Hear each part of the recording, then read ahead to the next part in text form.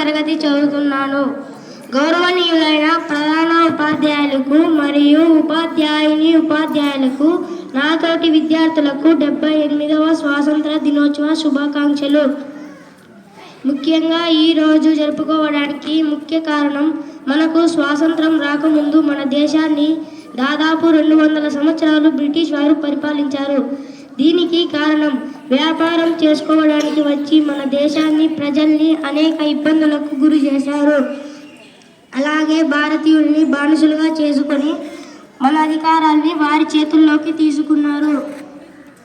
దీనిని సహించలేని మన నాయకులు, ముఖ్యంగా గాంధీజీ, సుభాష్ చంద్రబోస్, భగత్ సింగ్, ఝాన్సీ లక్ష్మీబాయి, బాలగంగాధర్ తిలక్ మొదలైన వారు బ్రిటిష్ పాలనకు వ్యతిరేకంగా పోరాడి ఎన్నో అవమానాలు ఎదుర్కొన్నారు.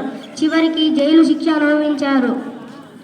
తమ ప్రాణాన్ని ఫలంగా పెట్టి మనకి స్వాతంత్రం అందించారు.